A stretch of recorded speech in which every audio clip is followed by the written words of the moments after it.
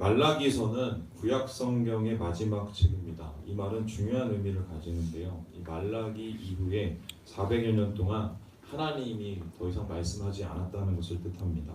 이러한 이 400년의 시기를 신구약 중간기라고 하는데요.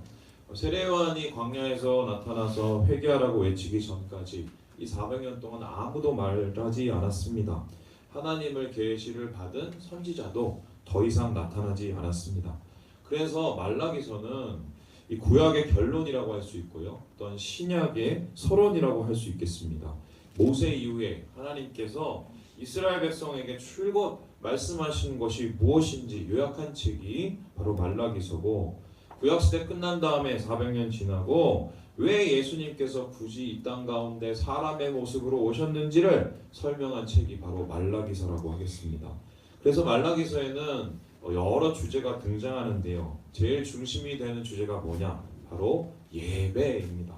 예배 제대로 드리라는 것, 이게 말라기서의 결론이라고 하겠습니다. 그렇다면 이런 말이 되겠는데요. 하나님의 가장 큰 관심이 뭐겠어요? 예배입니다. 오늘 우리가 예배 잘 드리는 것입니다. 이스라엘이 흥망성쇠, 이스라엘이 멸망한 이유가 뭐죠? 바로 예배 때문이에요. 예배가 몰락하면서 유대 왕국도 몰락했다는 것입니다. 그리고 이 몰락한 유대 왕국 가운데 예수님께서 오신 이유는 역시 예배를 회복하기 위함이다. 예수님께서는 그래서 참된 예배를 되찾기 위해서 오셨는데, 하나님이 원하시는 참된 예배를 주님은 요한복음 4장에서 이렇게 정의를 하셨습니다. 우리 함께 4장 23절을 읽어봅니다. 시작. 아버지께 참되게 예배하는 자들은 영과 진리로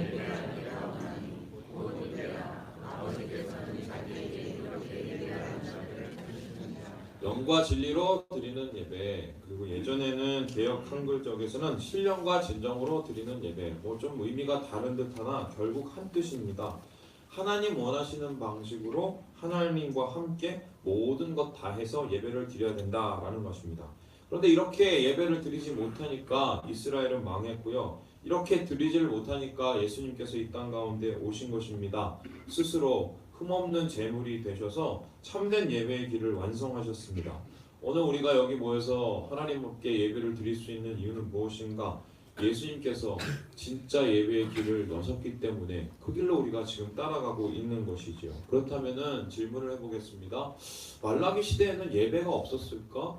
그래서 이 유대 왕국이 망한 것인가? 아닙니다. 있었어요. 성전도 있었고 제사장도 있었고 제사도 있었습니다.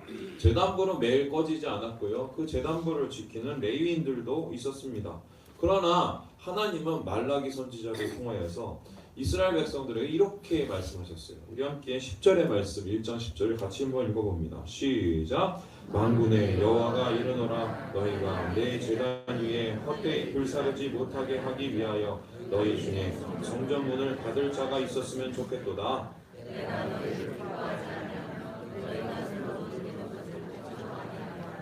예배를 받으시겠다는 거예요? 안 받겠다는 거예요? 안 받겠다는 겁니다. 차라리 그만두라는 겁니다. 예배 드릴수록 하나님을 기쁘게 하기는커녕 더 화나게 만든다는 것입니다. 이러한 하나님의 예배, 이 유대 백성의 예배에 대한 분노는요, 생각보다 많이 거셌는데요. 잘못된 예배를 드리는 유대 백성을 향해서 한술 더 떠서 이렇게 심판을 선언하십니다. 우리 함께 4장 1절 말씀 읽어봅니다. 시작. 만군의 여호와가 이르노라. 보라, 용광로 불같은 날이 이르니 교만한 자와 악을 행하는 자는 다 지푸리같이 같을 것이라. 그 이른 날에 그들이 설마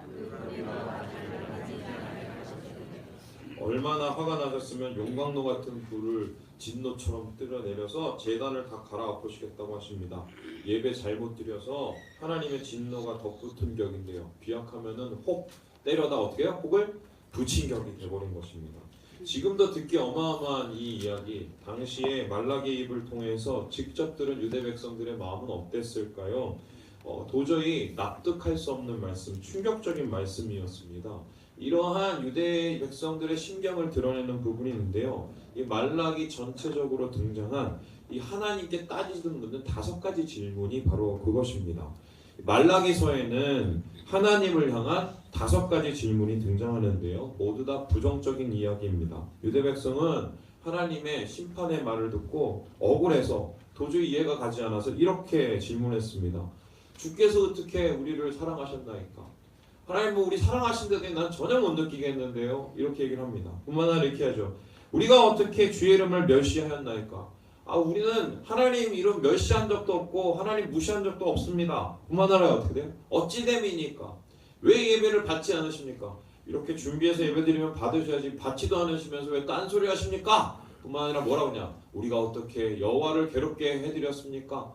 하나님 우리가 예배를 드렸지 언제 하나님 앞에 우리가 마음을 힘들게 하고 괴롭게 했다는 거 이렇게 말이 됩니까? 그리고는 마지막으로 이렇게 얘기합니다. 우리가 무슨 말로 주를 대적하였나이까? 예배를 했으면 됐지 뭘 하나님 앞에 우리가 대들었다고 말도 안 되는 소리를 하십니까? 요약을 하면 이렇습니다. 우리는 할 걸 다 했다. 제 시간에 예배 꼬박꼬박 드렸고 빠지지 않고 헌금했고 나름 신앙생활을 한다고 했는데 왜 하나님은 축복하시지도 않고 오히려 예배를 받지도 않고 심판한다고 저주를 하시니까 그 이유가 뭐냐고 지금 따지듯이 물어보는 것입니다. 어조나 문맥으로 봐서는 거짓말이라고 할 수 없을 정도로 당찬데요. 요즘에 언론 앞에서 혐의 부인하고 그 다음날 대국민 사과하는 그런 사람들과는 차원이 다릅니다. 최소한 그들이 이 질문했을 때는 진심이었어요. 진심. 정말 이 사람들은 자신들이 뭘 잘못했는지 몰랐습니다. 그들이 드리는 예배에 뭐가 문제인지를 몰랐다는 거예요. 10년 전에 여러분 유행하던 유머가 있는데요. 아마 대부분 아실 것입니다. 제가 이런 거 잘 안 하지만 한번 해볼게요. 어느 날 한 연인이 오토바이를 탔는데 남친이 여친을 뒤에 태우고 너무 신이 나갖고 속도를 막 낸 거예요. 그랬더니 이 여친이 빠른 속도를 견디다 못해서 막 소리를 쳤습니다. 오빠 너무 빨라 멈춰 그랬어요. 그랬더니 이 소리를 듣고 남친이 갑자기 오토바이를 멈추더니 지그시 여자친구를 쳐다보면서 뭐라고 그랬는지 아세요? 모르세요? 잊어버렸어요? 예. 그래 나도 사랑해. 그 사람 이름이 뭐예요? 사오정이에요. 사오정. 사오정 시리즈. 좀 반응이 있는 것 같으니까 한번 해보죠. 하나 더 해보겠습니다. 사오정이 4명 있었어요. 4명 있는데 한 카페에 가서 메뉴판을 보고 주문을 했습니다. 첫 번째 사오정이 이렇게 있어요. 난 우유. 그러니까 그 다음 사오정이 그럼 난 우유 이랬어요. 그랬더니 세 번째 사오정이 그래? 그럼 나도 콜라 이랬어요. 그랬더니 사오정 네 번째 사람이 뭐래요? 여기요 저희 사이다 4개 주세요 이렇게. 그랬더니 주문받던 웨이터가 말을 했습니다. 손님 죄송하지만 저희 가게는 율무차를 안 팝니다. 이게 결과적으로 말이 다 안 통하는 거잖아요. 지금 되게 썰렁한데 이 유머가 한때 많은 국민들의 웃음을 자아냈던 이유가 뭐냐면 공감 때문이었어요. 왜냐면은 이 유머는 시대적 상황하고 관련이 있었는데요.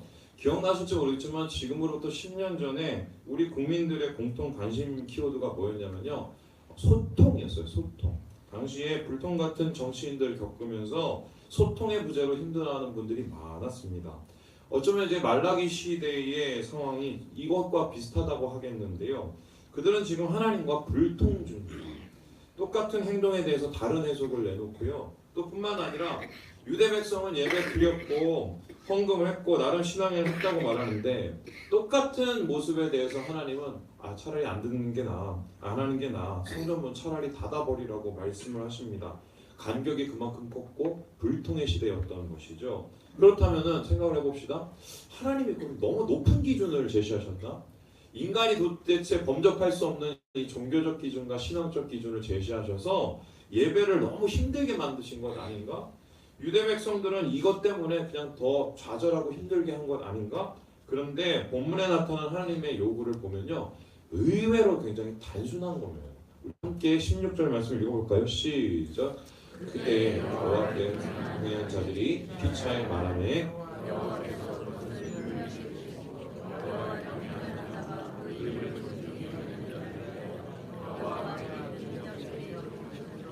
여기 보면요. 하나님 원하시는 예배는 경외하는 마음 그리고 존중하는 마음이에요.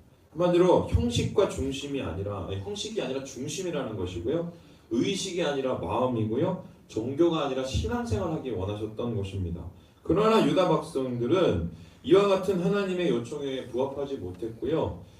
중심과 마음과 신앙이 아닌 형식과 의식과 종교적인 예배를 드려왔던 것입니다. 그렇게 신앙생활하는 것이 맞다고 편하다고 생각했기 때문이죠.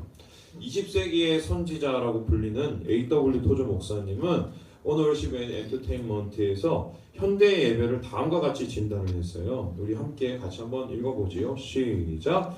교회의 문제의 본질은 예배가 형식주의로 흐른다는 것이다. 이것이 현대 교회가 처한 가장 큰 문제이다. 사람들은 사랑이나 의미가 결여된 의식을 좋아한다.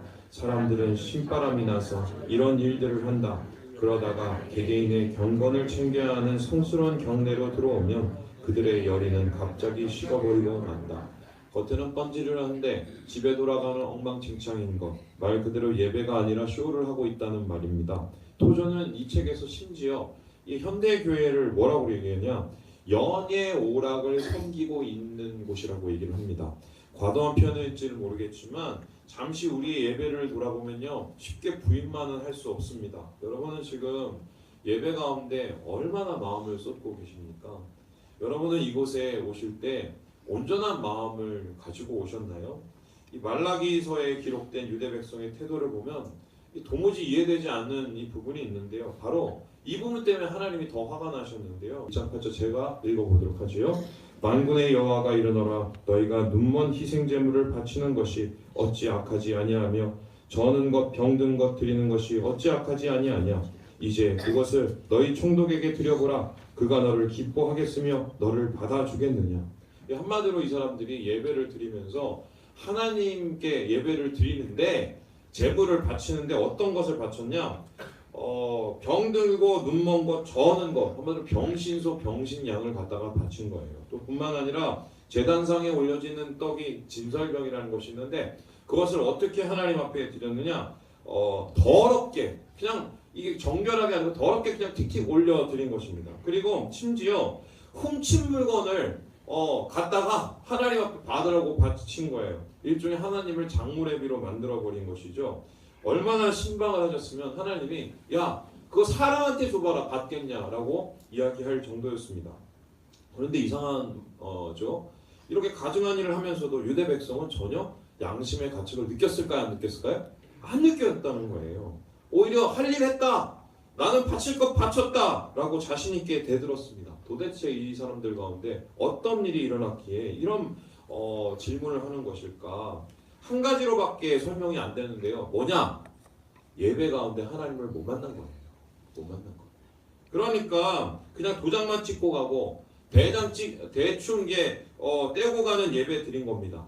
그러고 하니까 하나님 안 계신 것 같거든요. 죄책감도 없고요. 자의하면서 스스로 말하죠. 아유 이 정도만 하면 할 거 했지 뭐. 뭘 더 하겠어.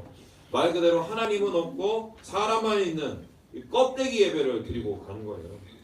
유대 백성이 이런 엉망진창 시궁창 같은 예배를 드리는 이유가 무엇이냐? 여러 사람의 잘못이 있지만 궁극적으로는 제사장의 잘못이라고 말라기서에서 말을 하고 있습니다. 이 불성실한 예배를 드리고 있으면 이 태도에 대해서 질타를 하고 교정을 해야 되는 게 이게 제사장인데도 불구하고 이 제사장들은 뭘 했냐? 방주하고 오히려 동조를 했어요. 일종의 타협인데요. 누이 좋고 매부 좋고 님도 보고 뽕도 따고 한마디로 자신의 이익과 편리를 위해서 눈을 지끈 감아준 것입니다. 아유 그 정도만 해. 그리고 나한테 갖다 줄 거만 잘 갖다 줘. 이렇게 얘기를 한 거예요. 그리고 예배의 주인인 하나님을 소외시켜 버렸고요. 하나님은 못된 제사장을 향해서 더 이상 못 참고 이렇게 얘기했어요. 야, 네 얼굴에 차라리 내가 똥이나 발라주련다. 이 말이 진짜 나와요. 2장에 나와요. 이 정도로 예배의 타락이 이 예배의 문제점이 심각했다는 것을 알겠습니다. 하나님과 상관없는 불통의 예배, 그렇다면 우리 예배는 얼마나 이들과 다를까? 문제는 이 예배의 끝이 파멸이라는 것인데요. 파멸로 달려가는 가짜 예배를 우리가 우리 안에서 해결하지 못하면 우리 역시 유대 백성이 밟았던 그 잔인한 역사를 답습할 수 있다. 이것이 오늘 말씀에서 우리가 얻는 굉장히 중요한 깨달음인 거죠. 자, 그렇다면은 이제 본질적으로 이제 질문을 한번 해보죠. 그럼 어떻게 예배를 드리라는 소린가? 가짜 예배 멈추고 하나님이 원하시는 진짜 예배를 드리기 위해서 어떻게 하라는 소린가? 어떻게 하면 껍데기 예배가 아니라 참된 예배를 드릴 수 있을 것인가? 이 본문에는 진짜 예배를 드리기 위한 세 가지 지침이 소개되고 있는데요. 첫 번째로 우리 같이 한번 읽어볼까요? 시작! 드리는 것이 먼저다. 예배는요 드려야 된다는 거고요. 그리고 먼저 드려야 되고요. 그뿐이고요. 드리는 것이 전부라는 것입니다. 무슨 소리냐? 우리 함께 14절의 말씀을 같이 한번 읽어보겠습니다. 시작! 이는 너희가 말하기를 하나님을 섬기는 것이 헛되니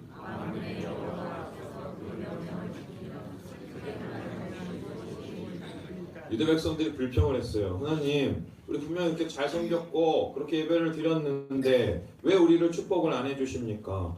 한마디로 이럴 거면 저 예배 이제 안 드릴래요 라고 얘기를 했습니다. 이 말은 심정적으로 이해를 가죠. 우리가 오늘 여기 나온 건 솔직히 좀 뭔가를 좀 누리고 은혜도 받고 충만도 하고 그리고 복 받기 위해서 왔지 않습니까? 그런데 성경적으로는 이거 완전히 틀린 거 아십니까? 왜냐하면은 예배를 잘못 이해하고 있기 때문이에요. 예배는 드리는 것이 목적입니다. 뭘 얻기 위해서 드리는 것이 아니에요. 왜입니까? 예배는요 구원의 결과이지 축복의 조건이 아니에요. 오늘 여기 모이신 분들이 왜 예배를 드리러 오셨습니까? 뭘 얻기 위해서 오신 게 아니에요. 여러분들이 예수님 통해서 구원받았기 때문에 그 구원받은 백성들이 함께 모여서 하나님 앞에 감사하고 찬양하기에 모인 것이 이게 예배라는 것이에요. 여러분 이것을 우리가 처음 나타낸 곳이 어디냐? 출애굽기 15장인데요. 우리 같이 한번 15장 말씀 읽어보도록 하겠습니다. 시작! 이때 모세와 이스라엘 자손이 이 노래로 여호와께 노래하니 일렀으되 내가 여호와를 찬송하리니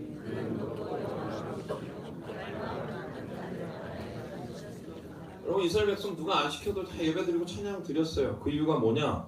하나님께서 방금 애굽의 손에서 그들을 구원하셨거든요. 홍해가 분명히 문 앞에 막혀 있었는데 그 길을 열어서 마른 땅같이 걷게 하셨기 때문에 너무 감격해서 우리 구원하신 하나님을 이렇게 찬양하고 높여드린 것입니다. 바로 오늘도 우리가 여기 모인 이유, 예수님께서 우리 죄 위에 죽으시고 부활하셔서 사망 권세 이겼기 때문에 그 구원을 믿기 때문에 이곳에 온 것 아니겠습니까? 예배는요 축복의 조건이 아니라 바로 구원의 결과인 것입니다. 그러므로 축복받기 위해서 드리는 예배는 예배가 아닙니다. 그럼 뭐냐? 거래예요, 거래. 바로 뭘 받기 위해서 내가 예배를 드리고 공을 드린다? 그거는 세상에서나 하는 거래입니다. 목사님 그래도 예배 잘 드리면 하나님께서 복을 주시잖아요.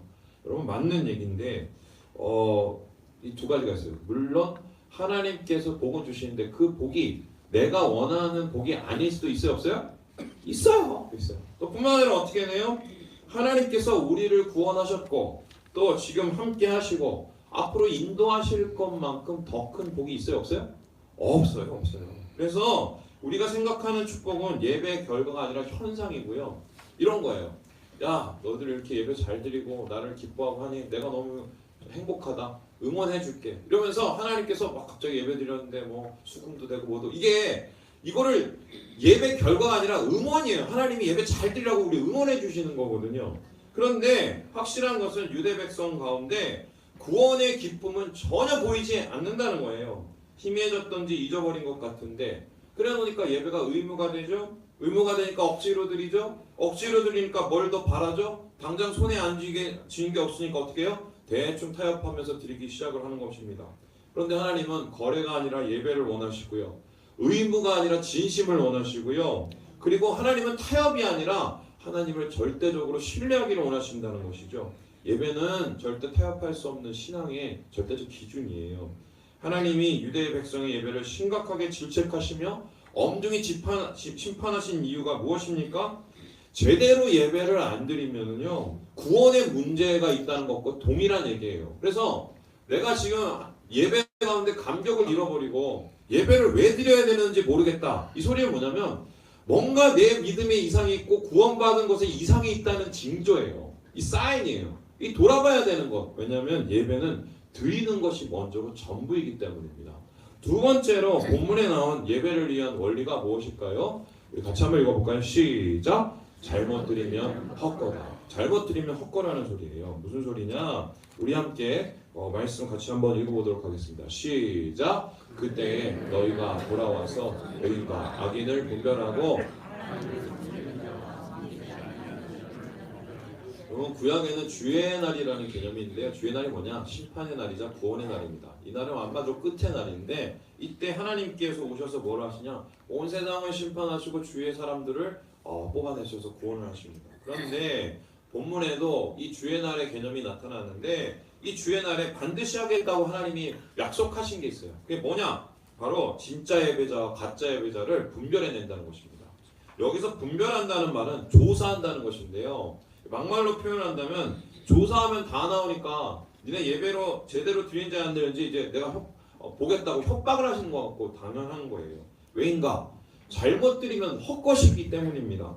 예배는요 양이 아니라 뭐예요? 질이에요. 질. 얼마나 드리는 게 중요한 게 아니라 뭐예요? 어떻게 드리냐가 중요합니다. 예배를 많이 드리는 것이 아니라 제대로 드려야 되는 것이기 때문입니다. 우리나라는 참 특이한 나라예요. 솔로몬 인천번제 기도, 40일 엘리야 기도, 세일의 다니엘 기도. 한국교회만큼 기도의 제목 기가 막히게 만든 나라는 없습니다. 미국 가보세요. 이런 거 없어요. 그 사람들이 이거 보고 배웁니다 오히려. 그런데 그만큼 기도의 열기가 뜨겁다는 건 좋은 것이죠. 근데 이런 거 할 때마다 제 마음에 의문이 들었는데요. 이렇게 공들여 기도를 하고 예배를 드렸는데 만일에 응답이 없으면 어떡하지? 하는 거예요. 물론 이렇게라도 기도하면 좋다고 할 수는 있지만 제 생각은 이렇습니다. 기도 한 번 하더라도 제대로 해야 돼요. 예배 한 번 드리더라도 제대로 드려야 돼요. 누구 때문에, 무엇 때문에 불평불만에 억지로 드리는 예배를 하나님이 받으셔요? 안 받으셔요? 안 받으셔요. 기뻐하셔요? 안 기뻐하세요? 안 기뻐하셔요. 예배는요 내가 만족하게 위해서 드리는 게 아니에요. 누구를 만족하게 드리는 거예요? 하나님을 만족하게 해드려요. 그래서 예배는 우리 위주로 드리면 안 돼요. 목사님 제가 너무 힘들어서요. 우리 예배 시간을 조금 밥 먹는 시간 뒤로 쉬우죠. 아니면 목사님 우리 몇 번씩 예배 드리고 말고 그냥 한 번에 한 큐에 끝냅시다. 이거는요 다 우리 위주의 예배예요. 그런데 하나님은 하나님 위주의 예배를 드리기 원하세요. 신령과 진정으로 예배를 드리라는 이 말은 뭐냐면요 하나님 방식대로 드리라는 소리입니다. 하나님을 기쁘시게 하는 외에 다른 목적으로 예배를 드리는 것은 옳지 않고 그것은 다 모두 헛것이에요. 이미 이제 한국 독자들을 많이 가지고 있는 존 비비어 목사님이 있는데요. 이 목사님이 제 자신의 책에서 아시아에 있었던 한 이상한 집회를 소개한 이야기가 있습니다. 이런 건데요. 많은 사람들이 싱가포르라고 생각이 되는데 모여서 예배를 막 드리고요. 그것이 어느 정도 수준이면 감동도 있고 막 회개도 있고 그리고 기도 초청을 하는데 사람들이 막 물밀듯이 올라가고 막 기도를 무릎을 꿇는 거예요. 그래서 어느 정도 수준이면 이제 나오지 마세요. 그냥 자리에서 무릎 꿇고 기도하세요. 그 정도로 사람들이 막 예배 가운데 은혜가 막 철철철철 넘쳤습니다. 그런데 예배 가운데 기도를 인도하는데 존비비 목사님이 이상한 거를 발견해요. 뭐냐? 예배는 있는데 하나님은 없는 거예요. 존비비어 목사님이 이날의 기억을 이렇게 기록하는데요. 제가 읽어볼게요. 아시아에서 있었던 집회에서 하나님의 임재가 내리자마자 사람들이 거룩한 폭소를 터뜨렸다. 그러나 나는 반대로 성령의 근심하심을 느꼈다. 그리고 성령이 그 자리를 떠나가 버리신 것을 느꼈다. 그래도 그것을 모른 군중들은 계속 웃고 떠들며 더 큰 소리로 찬양하고 열광했다. 나는 무언가 잘못된 것을 직감하였다. 여러분 어떻게 이게 가능할까요? 그렇게 하나님 갈망하고 열성적으로 예배하는데 하나님이 계시지 않는다는 거 이게 과연 가능한 것인가? 충격적인 사실인데요. 저는 이 이야기를 읽으면서 이런 생각이 들었습니다. 예수님이 안 계신 게 아니라요. 예배자가 없는 거예요. 하나님 위주의 제대로 된 예배를 드리는 예배자가 없기 때문에 예수님이 안 계신 거예요. 나중에 존 비비어가 왜 이런 일이 일어난가를 조사를 했더니 이유를 알았는데요. 몇 달 전에 이 은사주의 부흥사가 이 교회를 방문했다고 합니다. 이 집회를요. 그랬는데 그들은 그 집회에서 막 여러 가지 은사를 본 거예요. 그래서 그 후에 예배 드릴 때는 어떻게 하느냐? 그 집회를 따라하고 반복하고 그 부흥사를 흉내내기 시작했다고 합니다. 그러니까 겉에 모습은 있는데 형식은 있는데 내용과 중심은 없고 하나님은 없고 자기의 만족에 의해서 예배를 드리는 거예요. 그러면 영적 기쁨을 누릴 거라고 착하는 것인데 말 그대로 현상에 치중한 거죠. 임재가 아니라. 정확히 표현하면 자기가 만족하는 예배 드린 잘못된 예배라는 것입니다. 저는 이런 예를 얼마든지 말할 수 있어요. 그리고 이런 예배를 이용하는 나쁜 목회자들도 얼마든지 제가 얘기할 수 있습니다. 제가 예전에 속았고요. 저도 옛날에 이런 일 하시는 분을 옆에서 그냥 알고도 넘어간 적 있어요. 그게 죄죠, 죄. 그런데 결국 기억해야 될 게 뭐냐? 잘못된 예배는 잘못된 삶을 만듭니다.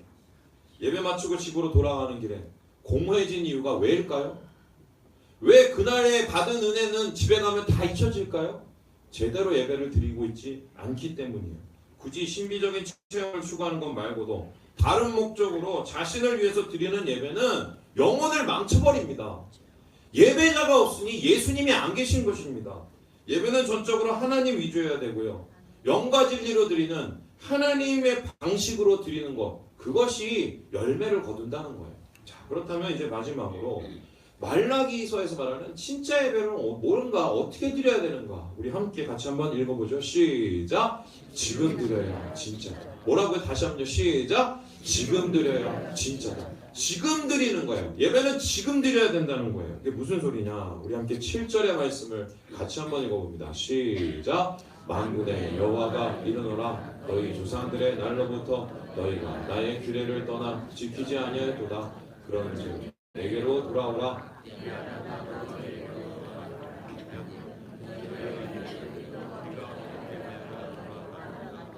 유다 백성 길을 잃었습니다. 잘못된 예배에 길들여져서 하나님이 원하시는 진짜 예배를 잃어버렸기 때문입니다. 그래서 하나님의 질책에 물었습니다. 어떻게 하면 돼요? 어떻게 돌아갈 수 있을까요? 그런데 이에 대해서 하나님이 대답을 어떻게 하셨는지 아세요? 11조 제대로 내라였어요. 아, 목사님 이 헌금 설교하시려면 아니에요. 지금부터 잘 들어보세요. 왜 하필 하나님이 11조 얘기를 했었을까? 여러분, 하나님이 이때다 싶어서 한몫 챙기려고 그랬을까요? 하나님이 부자예요? 가난해요? 부자예요. 하나님 우리가 11조 안 내고 헌금 잘 안 해도요, 문제 없어요. 잘 사세요. 그런데 사실 우리 헌금 내는 이유는요, 우리가 쓰는 거예요. 왜요? 여러분 내신 거 가지고 고액 꾸려나가고 뭐 사역자 월급 주고 뿐만 아니라 이웃 섬기고 선교하고, 이거 다 우리가 쓰는 거예요. 헌금 내서 우리가 쓰는 거예요. 사실은 다 쓰는 건데, 그런데 굳이 왜 하나님께서 참된 예배를 얘기하시면서 11조 내라고 얘기를 하셨을까? 바로 이 부분을 예수님께서 명쾌하게 설명을 하세요. 우리 함께 마태복음 6장 21절 읽습니다. 시작. 내 보물이 있는 그곳에는 내 마음도 있느니라. 다시 한번 읽어보죠. 시작. 내 보물이 있는 그곳에는 내 마음도 있느니라. 무슨 소리예요? 하나님이 받으시려는 예배는요, 삶이에요. 삶. 우리의 마음이 담긴 삶. 그러니까 우리의 삶은 뭐에 구속이 되고 자꾸 묶여져 갑니까? 돈이에요. 돈. 그러니까 이 돈을 섬기다가 나중에 하나님을 못 섬기는 꼴을 주님이 보신 거예요. 우리에게 재물이나 헌금을 원하시는 이유는 바로 삶을 원하시기 때문입니다. 어디서 예배드리냐고 묻는 수가성 여인, 뭐라고 주님이 대답하셨냐? 야, 그리심산도 아니고 예루살렘도 아니야. 바로 하나님을 예배할 때는 이때, here and now, 바로 여기서 너의 삶을 드려. 너의 삶의 현장에서 주님을 만나야 된다고 말씀을 하셨습니다. 그것이 진짜 예배고요. 예배는 삶이고요. 지금 못 드리면 나중에 못 드려요. 예배에는요, 없는 게 두 가지가 있어요. 뭐가 없느냐? 내일이 없고 거기가 없습니다. 내일 거기서 드리는 예배는 이 세상에 존재하지 않아요. 오늘 여기서 드리는 예배만 존재합니다. 제가 부끄러운 얘기를 좀 하려고 해요. 예전에 제가 예배 인도자를 이렇게 하려고 했는데, 우리 그 선교회 형님들이 돈을 모아서요, 저를요 예배자 학교를 등록을 해줬어요. 그게 뭐 이렇게 많은 액수였어요. 근데 그거를 형님들이 실시간해서 이 선교회 형님들이 저를 보내준 거예요. 그래서 그 훈련을 받았는데요, 며칠에 걸쳐 합숙도 하고요, 매주 모여서 함께 예배를 했습니다. 너무 좋았어요. 막 거기 가면은 막 기쁨이 있는 거예요. 그런데 문제가 생겼습니다. 어떤 문제가 생겼냐? 훈련을 마치고 그 모임을 마치고 집에 돌아오면요, 답답함이 막 밀려오는 거예요. 그래서 교회에서 막 예배를 드리면 목사님 설교도 답답해, 찬양도 답답해, 또 여러 가지 뭐 사람 앞에서 뭐 얘기하는 것도 다 답답한 거예요. 그래서 도저히 거기에 앉아있기가 너무 괴로운 거예요. 그래서 하나님 앞에, 와, 하나님 여기는 예배가 없나 봐요. 여기는 은혜가 없어요. 하나님 앞에 막 그런 고백을 하고 괴로워했었습니다. 그런데 생각해보면 당연한 게, 선교회라는 곳은 어떤 곳이냐면 하나님 은혜를 특별히 갈망하는 사람들이 모인 곳이란 말이죠. 그리고 헌신하기로 각오한 사람들이 모인 곳이 바로 선교회예요. 그러니까 뜨거운 것이 당연하고요, 그곳 속에서 예배를 뜨겁게 하나님 앞에 올려드리는 게 당연합니다. 자, 그렇다면 질문해 보겠습니다. 하나님이 선교회를 선택하시고 교회는 포기하시겠어요? 하나님께서 과연 그것을 원하실까요? 제가 그렇게 막 괴로워하고 있는데 기도를 막 하는데 선교회 가서 기도를 막 했어요. 예배자 앞에서 기도하는데 하나님 저한테 뭐라고 하신잖아요. 성민아, 나는 네가 교회에서 진짜 예배를 잘 드리기 원한다 라고 하셨어요. 내가 원하는 거는 너의 삶 속에서 너를 만나기 원한다고 말씀하셨어요. 여러분, 교회 예배가 우리가 원하는 것만큼 수준이 아닐 수도 있어요. 근데 사실 그건 교만이지요. 그런데 반대로 생각해보면 정말 답답한 상황에서 답답할 수밖에 없는 곳에 예배를 드린다면 내가 하나님께서 그곳에서 예배를 드리기 원하신다면 그 이유는 뭘까요? 나를 통해서 예배를 세우기 원하신 것 아니겠어요? 여러분, 그런 거예요. 예수님의 마음이 그곳에 가득하도록 통로가 되기를 바라시는 건 바로 지금 여기서 드리는 예배를 통해서 그걸 하나님이 만들어 가시는 거예요. 그거 하라고 저를 하나님 목사로 세우신 것 같아요.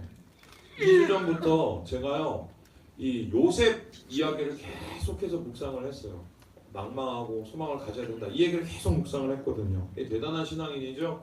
고난 속에서 믿음 잃지 않고 소망을 가지고 끝까지 비전을 붙잡았던 이 요셉. 그런데 제가요, 이 이야기 읽으면서 납득이 안 되는 부분이 있었어요. 그게 뭔지 아세요? 어떻게 버텼지? 아니, 막 그 형들 애들이 다 팔고 말이죠. 그리고 수렁에 집어다 넣고, 그리고 보디발 집에 갔더니 막 여자가 꼬시는데 안 넘어가려고 했더니 오히려 막 망가지고, 그리고 감옥에 가서는 막 믿고 어떤 사람들 도와줬더니 나중에 딴소리하고. 이거 어떻게 버텼지? 어떻게 버텼지? 이제 이게 납득이 안 가요. 머리로는 알아. 뭐 하나님이 함께 해주시고 도와주시고 머리로는 아는데 이런 상상이죠. 내가 만일에 거기에 들어가면 나는 며칠이나 버틸 수 있을까? 여러분, 똑같은 질문을 해봅니다. 여러분이 똑같이 요셉과 같은 환경 속에서 그 수렁에서 감옥에서 들어간다면 며칠이나 버티실 것 같아요? 며칠이나 버티실 것 같아요? 아마 저는요, 일주일도 뭐 안 돼서 뛰쳐나오고 싶을 것 같아요. 그런데요, 말씀을 묵상하다가 그 이유를 제가 발견을 했어요. 너무 당연한 이유인데요. 우리 창세기 39장 23절의 말씀을 읽어보도록 하겠습니다. 시작. 간수자는 그의 손에 막힌 것을 무엇이든지 살펴보지 아니하였으니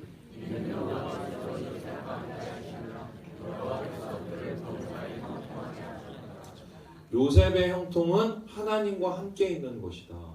그러니까 그가 감옥에 있든지 보디발의 집에 있든지 수렁에 있든지 하나님과 함께 하신 것이 형통이라고 했습니다. 그러면 이거를 입장을 바꿔보아서 생각하면 뭐냐면 요셉이 어디에 있든지 예배를 드렸다는 거예요. 그곳이 낭망할 수밖에 없던 감옥이든지 그곳이 아니면은 도저히 유혹 가운데서 넘어질 수밖에 없는 그 보디발의 아내 앞이든지 아니면 배신감에 쩔어서 빠져있는 그 수렁이든지 요셉은 어떻게 해요? 그래도 하나님 만나려고 바로 지금 여기서 예배를 드린 거예요. 예배를 드림으로 주의 은혜를 간구하고 주님을 만났고 그 힘으로 고난을 이겨낸 거. 이게 요셉이 그것을 버텨낸 힘이라는 거죠. 여러분, 말씀을 마치려고 하는데요. 하나님은 분명히 지금 참된 예배자를 찾고 계세요. 그것도 제대로 예배하는 자를 만나기 원하십니다. 그 제대로 된 예배는 언제 이루어집니까? 바로 지금 여기서. 지금 예배 못 드리면요, 나중은 없어요. 여기 나의 삶 속에서 하나님 앞에 마음을 깨뜨려 드리지 않으면 나중에 하나님께서 주실 은혜라는 것은 없어요. 그래서 하나님께서는 말씀하십니다. 이렇게 힘겨운 오늘의 예배의 싸움을 싸우고 있는 사람들을 가르쳐서 지금 뭐라고 얘기하고 계시나? 우리 17절의 말씀을 읽고 마무리하겠습니다. 시작. 만군의 여호와가 이르노라. 나는 내가 정한 날에 그들을 나의 특별한 소유로 삼을 것이요 또 사람이 자기를 섬기는 아들을 아낌같이 내가 그들을 아끼리. 하나님께서 오늘의 예배를 싸우며 드리고 있는 이 사람들을 향해서 뭐라고 해요? 너는 내 아들이야. 너는 내 딸이야. 내가 너를 특별하게 기억하고 소유하며 너를 내가 잊지 않으마. 내가 너를 마음껏 축복해주마. 이렇게 하나님께서 그에 대해서 이야기를 하고 있습니다. 여러분, 예배가 소망입니다. 지금 이곳에서 오늘 나의 삶을 깨트려 드리는 예배, 그것이 오늘을 버틸 수 있는 힘이고요.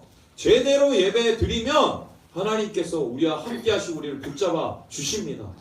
밤이 오고 또한 괴롭고 슬픈 날이 와도 우리가 예배하는 것을 오늘 이곳에서 포기하지 않으면 하나님의 힘과 능력으로 일어설 수 있어요.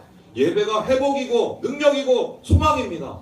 이것으로 일어나시고 다시 회복하시는 우리 사랑하는 우리 모든 형제자매들 되시길 주님의 이름으로 축원합니다. 기도하겠습니다.